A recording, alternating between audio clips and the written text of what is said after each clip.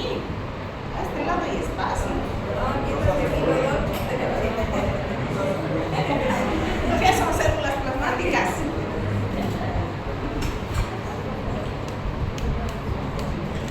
¿Qué son las células plasmáticas?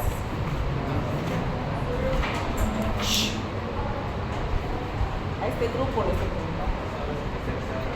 ¿De qué? ¿Haciendo qué? Son parte del sistema inmune. ¿De dónde vienen las células plasmáticas? De los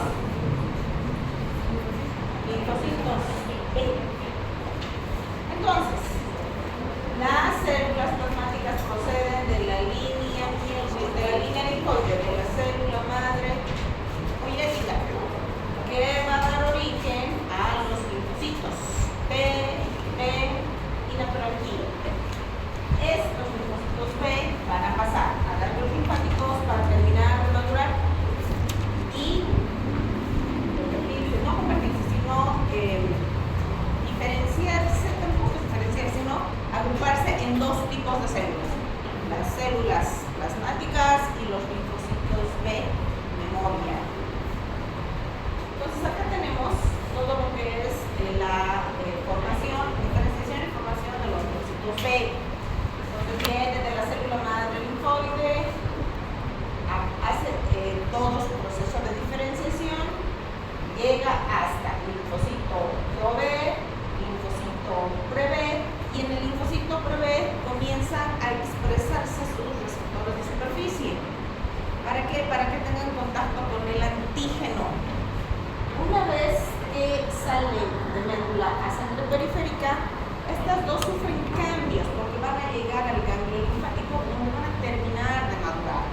Y en el ganglio, estas dos se van a separar en dos tipos de células: los linfocitos de memoria, que son los que van a generar los anticuerpos cuando el antígeno vuelva a ingresar en nuestro organismo y esto lo pueda reconocer, y las células plasmáticas.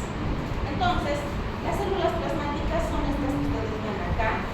Son células grandes, son células ovoides, tienen un núcleo excéntrico y su cromatina está dispuesta como en radios. Por eso le llaman rueda del carro. ¿Ok? La cromatina está dispuesta así, y eso es típico de las células plasmáticas. Y las células plasmáticas cumplen la función de generar anticuerpos. Entonces, las discrasias de células plasmáticas son todas aquellas alteraciones que se van a generar por una alteración cualitativa y cuantitativa de estas células. Y eso que significa que pueden generar anticuerpos o fragmentos de estos anticuerpos, y son los que nosotros vamos a determinar, ya sea en sangre o en orina, para hacer diagnóstico de una serie de patologías como vamos a ver ahora. Entonces, ¿qué es lo que sucede en la médula? Normalmente todo el proceso linfoide va a concluir en una célula plasmática.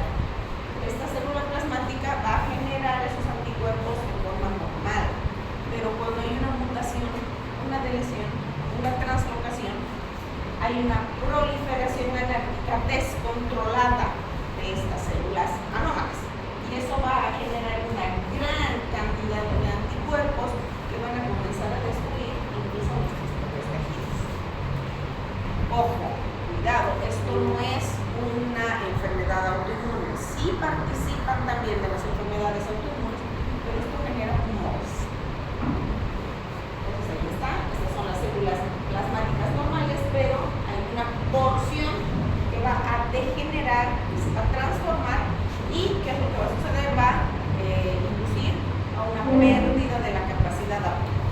Entonces estas células van a crecer, van a comenzar a proliferar de forma descontrolada y van a adquirir ciertas características. Van a tener en su citoplasma inclusiones, y estas inclusiones son las que nos van a permitir a nosotros hacer el diagnóstico. Estos son los anticuerpos. Cada anticuerpo tiene una estructura distinta, y los linfocitos B pueden tener receptores de superficie para cualquiera de los anticuerpos.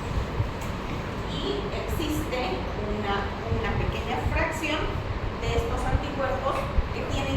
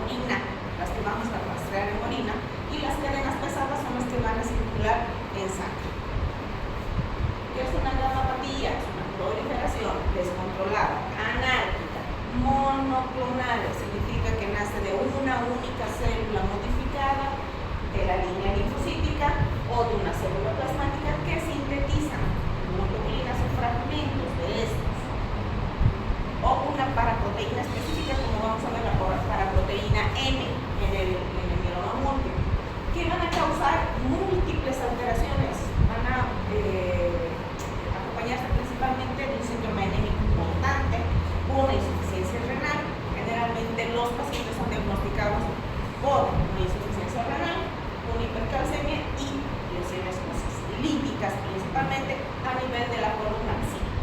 Es la segunda neoplasia hematológica luego de los linfomas. Primero están los linfomas y luego están los mielomas. Todo este tipo de patologías se llaman mielomas. Entonces, ¿cuáles son las gamopatías? Existen dos tipos de gamopatías. Las gamopatías benignas, que se llama gamopatía de comportamiento incierto, que es una patología benigna y que tiene una variante que es la amiloidosis, y los mielomas, que son los malignos, que aquí vamos a tocar simplemente lo más importante, que es lo más frecuente. Tenemos a la gamopatía con inmunoglobulina intacta, las cadenas livianas y los no secretores. Estos son los más importantes dentro de los mielomas. Si se fijan, las gamopatías se clasifican en muchos tipos de patologías y el diagnóstico es a veces una cosa muy simple, muy pequeñita, que nosotros la tenemos que buscar. Las gamopatías benignas es la gamopatía monoclonal de significación incierta, de comportamiento incierto, y las demás son malignas, o sea, todos son malignos. Dentro de estos malignos tenemos a los mieloproliferativos, como es la amiloidosis principalmente. Esta se va a convertir en un cáncer en un 13%. Si se fijan, el mieloma múltiple tiende a generar la mayor parte de los anticuerpos, IgG, IgA, IgD, IgE. Algunos no secretan anticuerpos, por eso son difíciles de diagnosticar, y cuando se los diagnostica ya hacen metástasis. Y aquí tenemos las de cadena pesada. Vamos a hablar un poquito de la gamopatía monoclonal de significado incierto, que es uno de los tumores más frecuentes. Es benigno, no se transforma en un mieloma, solo el 1% puede eventualmente progresar a mieloma. Tiene una proteína que se llama proteína M.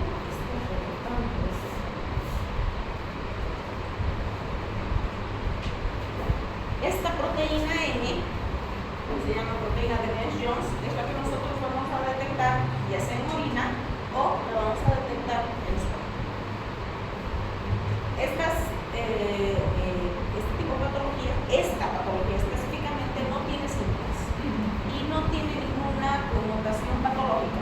Está ahí por mucho tiempo, pero cuando ya sus cadenas que se depositan a nivel renal son demasiado importantes, ahí comienza el fracaso renal. Y esta patología generalmente se la diagnostica por nefrología cuando el paciente entra en fracaso renal.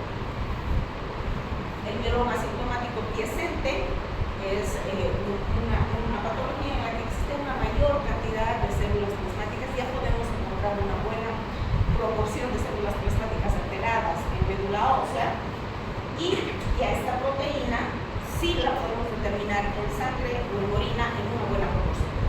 Pero siguen habiendo pacientes que no hacen ningún tipo de sintomatología. Es una evolución incierta, algunos sí van a progresar a mieloma, otros no van a progresar a mieloma. Esto puede tener mucho tiempo ahí o hacer un mieloma múltiple rápidamente.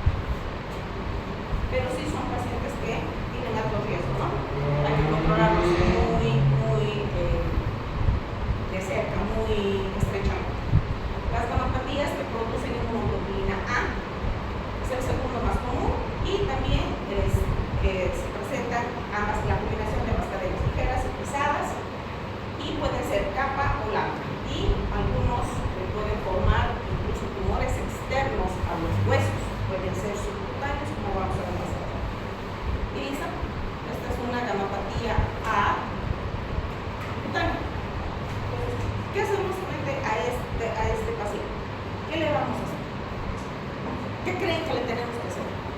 darles cremitas con antibióticos, darle cremitas con corticoides.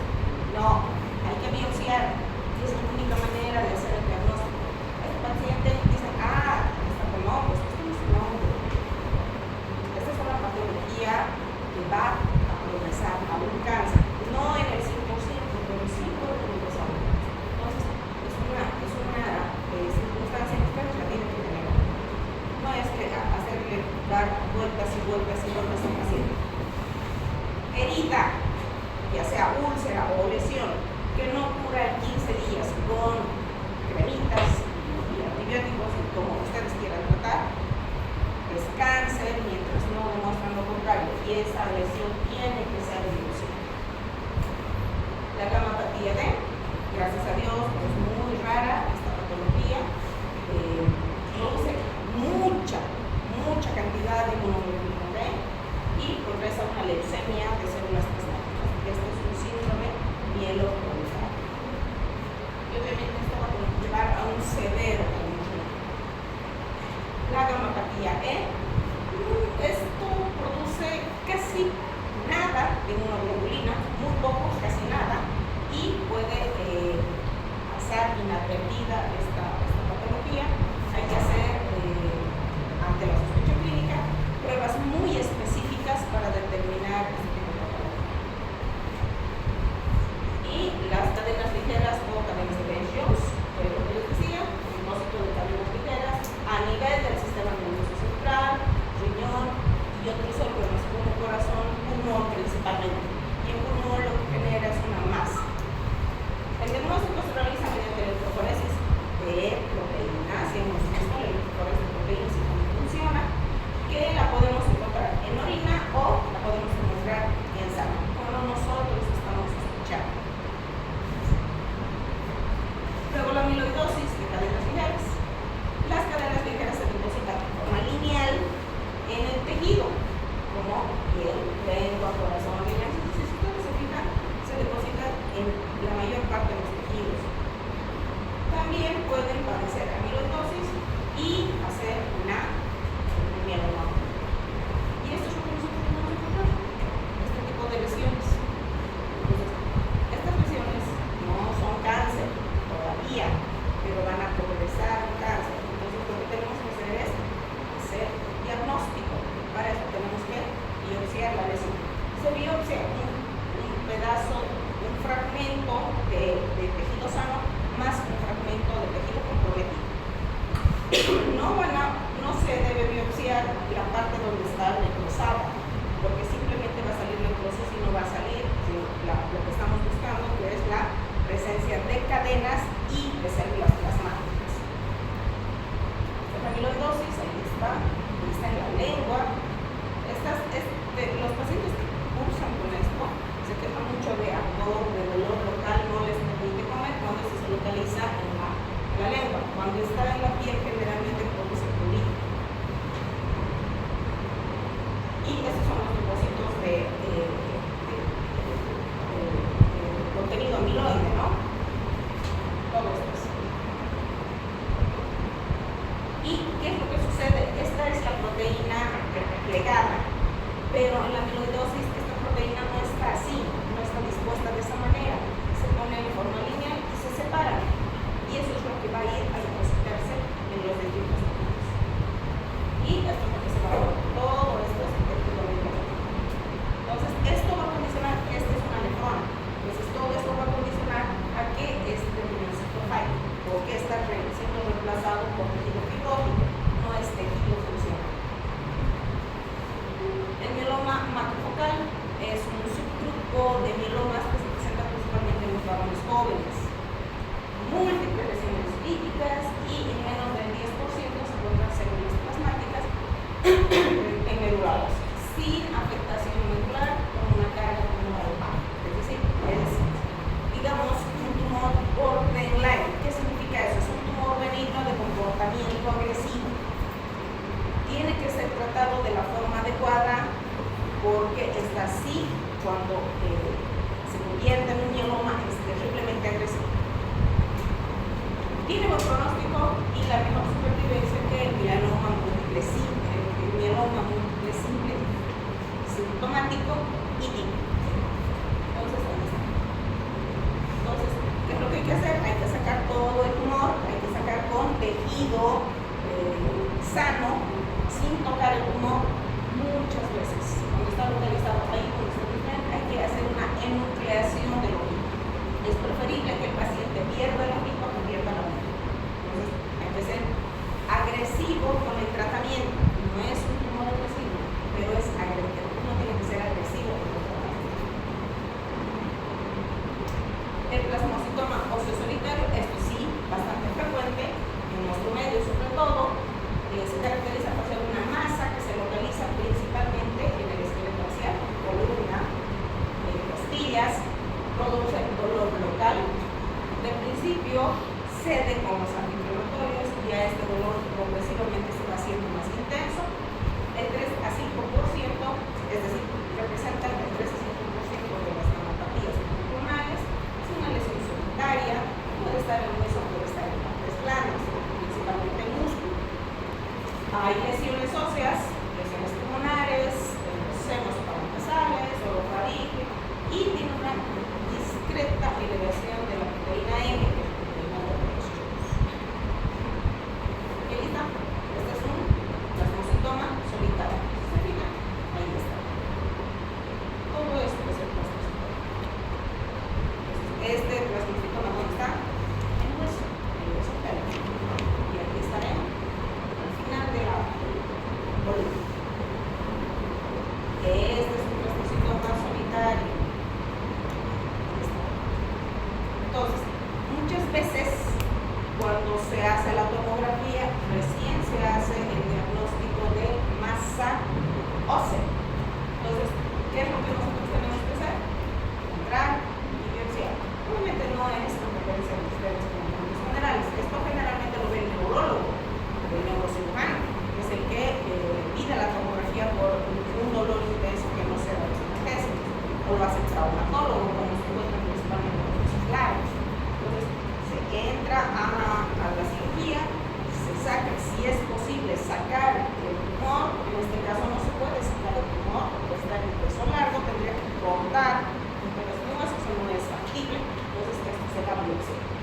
Los neurocirujanos sí, incluso pueden hasta reemplazar un fragmento de vértebra con una especie de cemento que ellos tienen. Sí pueden hacerlo, pero las más de las veces esto es biopsia solamente. Y tenemos el plasmocitoma solitario.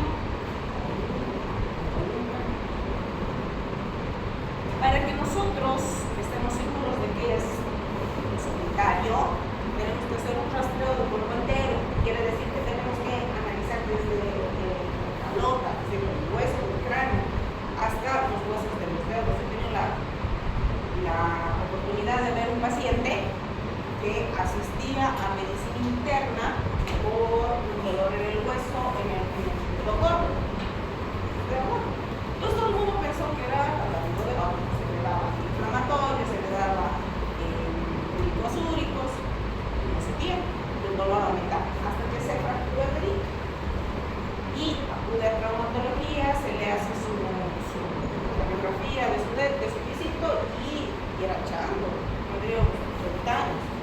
Se le hizo la radiografía, entró a cirugía porque se vio la fractura del dedo, se entró a cirugía y el dedo estaba prácticamente, es decir, la parte ósea, la falange estaba prácticamente destrozada.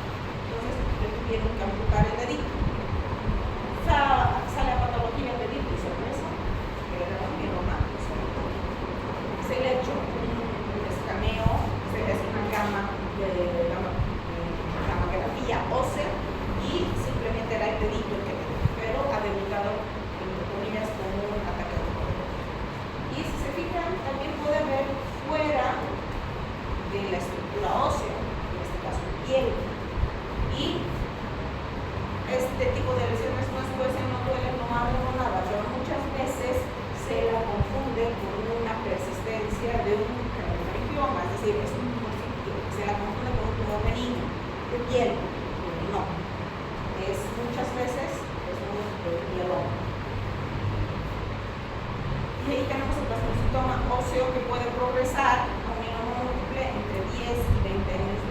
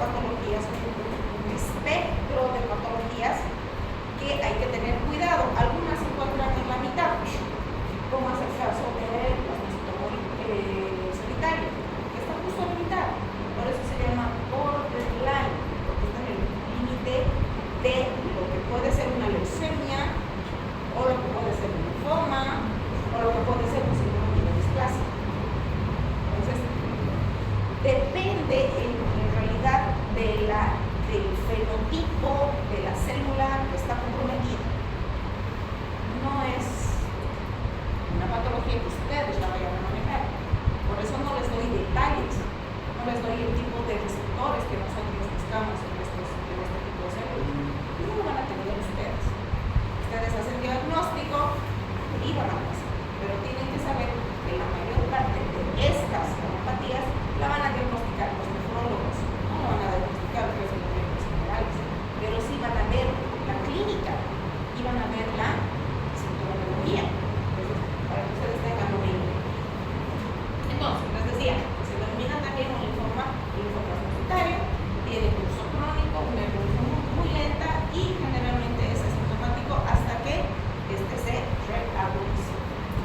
¿Cuáles son los síntomas? Fatiga, pérdida de apetito, pérdida de peso y en ocasiones sudoración por obsesión. Y si ustedes se acuerdan de los linfomas, estos son síntomas que pérdida de peso, sudoración por obsesión nocturna y incluso alzas térmicas. Entonces, no es una sintomatología específica, son síntomas muy vagos en los que ustedes tienen que prestarle atención.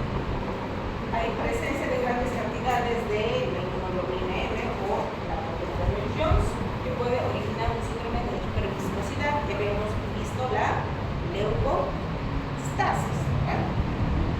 Hay diátesis hemorrágica porque hay hiperviscosidad y porque hay una trombocitopenia, porque hay infiltración a nivel de médula ósea, ocupa espacios a nivel muscular que no permite que las otras células comiencen a diferenciarse y a remodelar. Hay adenopatías de esplenomegalia, que es lo que les decía, lo característico de estos pacientes, y el diagnóstico se hace por biopsia, obviamente con comprobación de la existencia de la inmunoglobulina M, ¿no? Cuando compromete el sistema nervioso central, el paciente se queja de cefalea, mareos, vértigos y puede haber compromiso de la visión, puede haber trastornos de la visión y finalmente puede condicionar a la aparición de una insuficiencia cardíaca cuando esta se realiza a nivel de. Acá tenemos a la macroglobulina de Waldenström y estas lesiones tienen que llamar a la atención. Y ustedes lo que tienen que hacer es mandar a un cirujano para que esto se biopsie. Si ustedes no se firman, ustedes no firman, ustedes no. Y lo que nos interesa, el mieloma múltiple. El mieloma múltiple es una neoplasia maligna de las células plasmáticas, productoras de inmunoglobulina que invade y destruye todo lo que está a su alrededor. Es altamente invasivo, es muy agresivo. Constituye el segundo cáncer hematológico luego de los linfomas. Y esto es una proliferación de células plasmáticas, porque las células plasmáticas, si se fijan, las células plasmáticas son pequeñas, estas son células grandes, incluso nucleadas, alteradas, tienen incursiones maculadas en su citoplasma, y lo que vamos a decir. Esa calota parece como apoyada, porque invade múltiples células. No es como el solitario que hemos visto, como una fracción de hueso rojo, no, esto invade todo lo que está alrededor. Y parece apoyada. ¿Cuál es la fisiopatología de la mieloma múltiple? Son lesiones causadas por el reemplazo óseo secundario a plasmocitoma.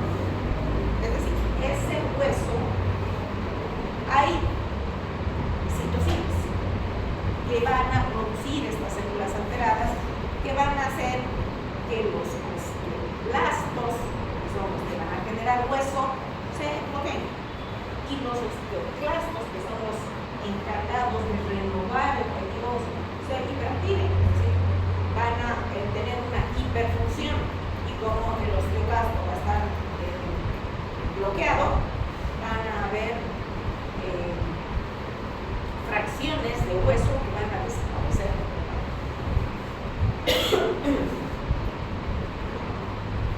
Ahí está, estas son las células plasmáticas, van a ir a inhibir los osteoclastos y los osteoclastos van a formar esto, que es como si estuviera mordido en todos los sitios del hueso. Y eso se debe a las citocinas. Y en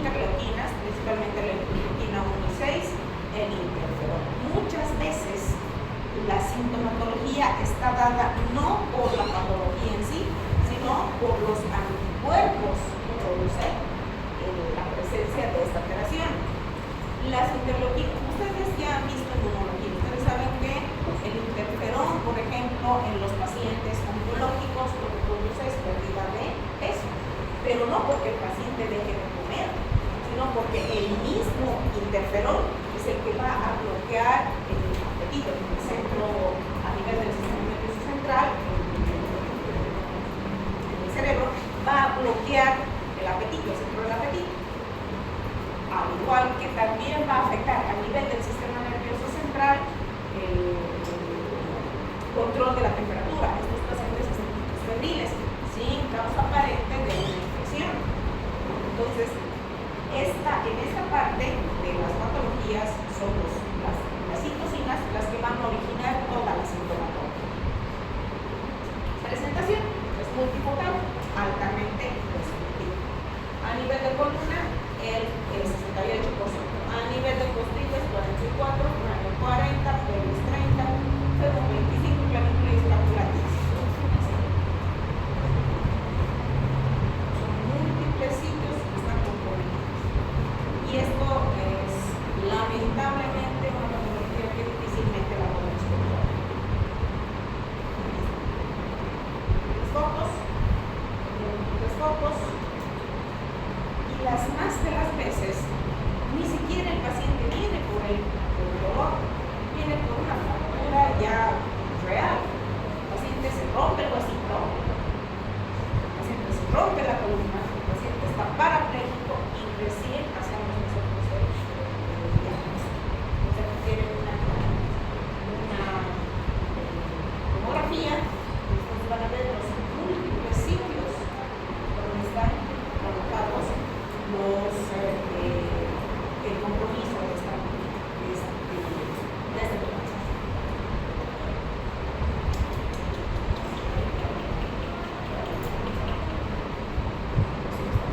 manifestaciones clínicas. Dolores, como varias razones. Si no hay un pedazo de hueso, eso puede ser mucho dolor. Es lo más frecuente. Precisamente por la destrucción de hueso, producto de esa destrucción de hueso, hay una hipercalcemia. Y esto se detecta en el 30% de los pacientes al momento de diagnóstico y 30% durante la evolución de la enfermedad. Es decir, no todos los pacientes van a debutar con hipercalcemia, pero por obvias razones el paciente va a tener una elevación del calcio por la destrucción propia del hueso. Fracturas patológicas en columna pueden motivar a lesiones articulares, es decir, se rompe o se pierde un fragmento de vértebra, lo que hacen es clic. Van a comprimir las raíces del sistema nervioso y eso es lo que va a condicionar a que el paciente acuda a la consulta. Y como les digo, cuando uno tiene dolor de espalda, tiene dolor de cadera,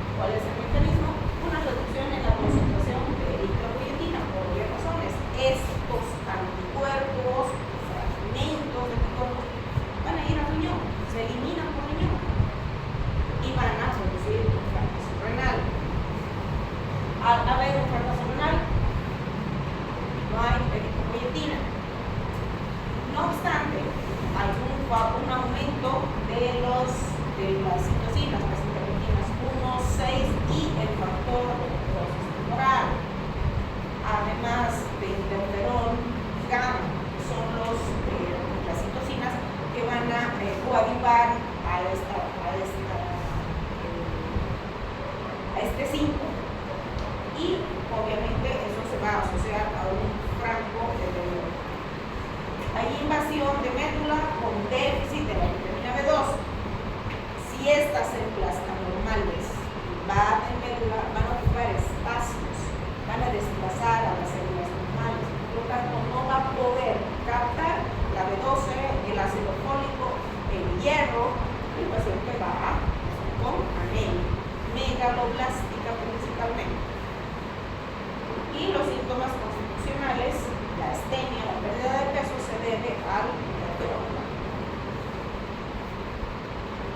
¿Qué exámenes voy a yo solicitar? Estoy hablando de presencia de anticuerpos. Estos son proteínas. Si tengo un proteinograma, voy a ver en suero o en orina mis anticuerpos, en este caso mis M's, las, depende de qué tipo de hemoglobina está produciendo esa célula plasmática.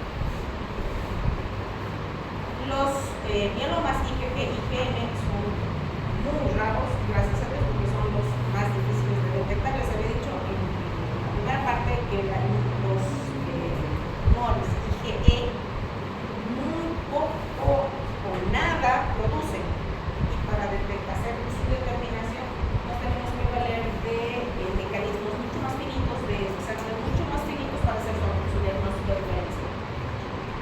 Luego, entre el 10 y 15% cadenas pesadas, carecen de cadenas pesadas y solo tienen cadenas ligeras. La proteína de Bell-Jones es para mí digamos, lo más importante cuando estoy sospechando de una mamografía. Y esto lo voy a hacer a través de la electroforesis del proteínas. Entonces, esto es una electroforesis normal, donde les había dicho, nosotros hemos visto esta parte en la electroforesis de la hemoglobina. La hemoglobina es también una proteína. Entonces, cuando está sometida a corriente, se descompone en distintos tamaños sus curvas. Entonces, esta es la A, la A2, la alfa, la beta, y esta es la gamma, que es la que nosotros estamos buscando, o que nosotros estamos rastreando. Y si se fijan acá, aquí está. Esa es la gamapatía, porque eso no tiene que haber. Si se fijan, la curva gamma tiene que ser plana. En las gamapatías, la curva gamma es la que es pura. Y eso es lo que nos hace a nosotros el diagnóstico. Depende de qué tipo de patología está presente el paciente, para que nosotros podamos ver los distintos tipos y en qué posiciones están. Y aquí está mi proteína de Bell-Jones. Esta proteína ha sido descrita por primera vez en 1847 por Henry Bell-Jones, que encontró en la orina de cierto tipo de pacientes que se padecían con múltiples fracturas y con fracturas. Entonces él analizó estas orinas y pudo encontrar esto, que son los cristales que forman los depósitos de las proteínas, en este caso de por eso la denominó proteína de Bell-Jones, que se la determina en el orina.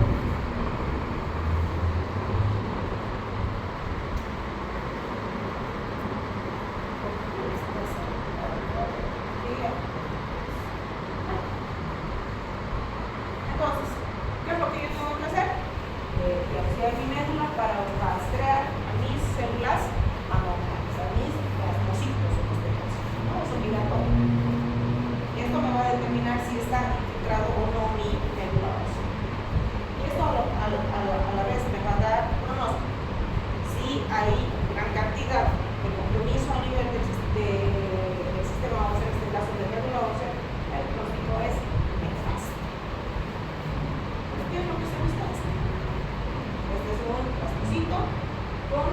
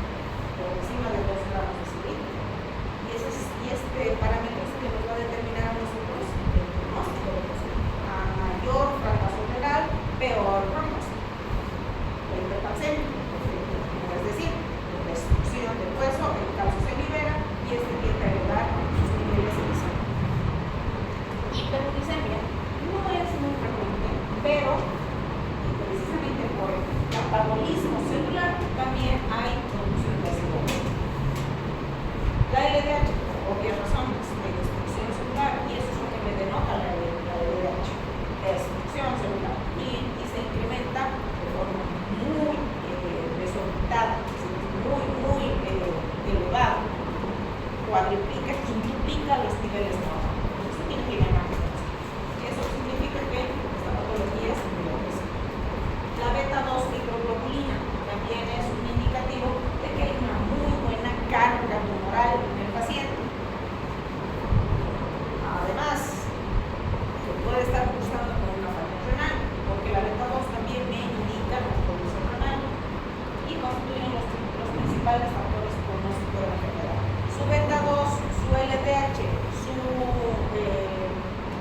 hipercalcemia, más el grado de insuficiencia renal, eso significa que ese paciente está muy comprometido, difícilmente va a responder al tratamiento y va a fallecer. Hipoalbuminemia, que también es las proteínas están siendo eliminadas por hoy. ¿Cuáles son los criterios diagnósticos para un mieloma? Disminución de la hemoglobina 2 gramos por debajo de la media. Ya hemos visto que para los varones y para las mujeres es diferente. Por eso hablamos 2 gramos por debajo de la media. O con una hemoglobina por debajo de 10. Eso ya es un punto a favor que apoya su malformación. Hipercalcemia por encima de los 10 miligramos por litro. O cuando hay una hipercalcemia superior a 110 miligramos. Lesiones líticas óseas o la presencia de una osteoporosis importante. El paciente no debería tener osteoporosis. La osteoporosis, por ejemplo, es muy frecuente en las mujeres menopáusicas, porque una vez que los ovarios dejan de producir estrógeno, no hay este estrógeno que es el vehículo que conduce el calcio de la sangre al hueso. Al no haber estrógeno para el ingreso de calcio al hueso, entonces tiende a desmineralizarse el hueso. A una mujer de 60, 70 años ya encontramos osteoporosis. Pero eso no puede darse en un varón, los varones no tienen estrógenos. Entonces, en un varón de 65 años no debe haber osteoporosis. Si ustedes detectan osteoporosis en el paciente, tienen que llamarles osteoporosis. ¿Por qué? Porque existen gamopatías que son asintomáticas. Entonces, les siguen osteolíticas o osteoporosis con fracturas progresivas no atribuibles a otra causa. Por ejemplo, estaba caminando y de pronto se unió. Debería haber un detonante, un trauma, un golpe, lo que se les quiera, para que haya una fractura. Cuando no hay esta causa principal y se produce la fractura, es un punto que tiene que llamarles la atención, que además es un criterio diagnóstico. La creatinina por encima de 2 gramos de cilitro, hiperviscosidad sintomática, pacientes que están con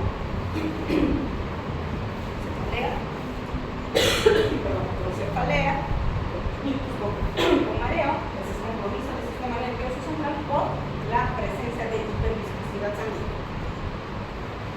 Amiloidosis, ya hemos visto, la amiloidosis generalmente es cutánea, lesiones cutáneas, infecciones bacterianas recurrentes, lo que implica que el paciente tenga que internarse 2 o más veces durante un año, repetidas veces, durante un año, porque su sistema inmune no es competente, tiene que llamar a la atención.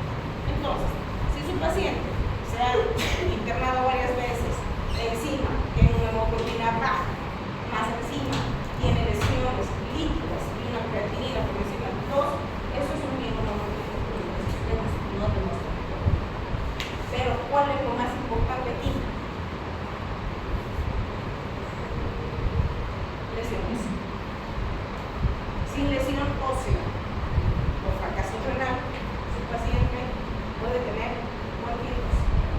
Y esto es principalmente cuando ustedes sospechan de ese paciente que tiene alguna patología de base. Si no, eso puede ser un síntoma vano o un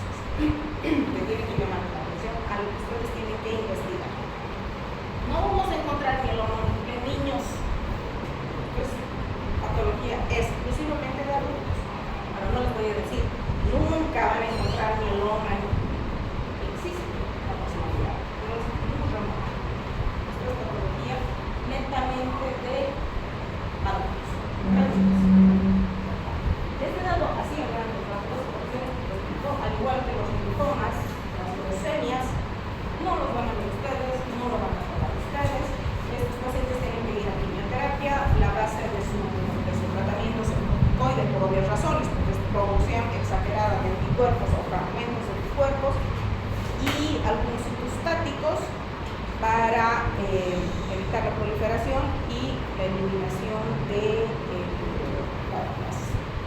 en realidad las células modificadas, las células alteradas.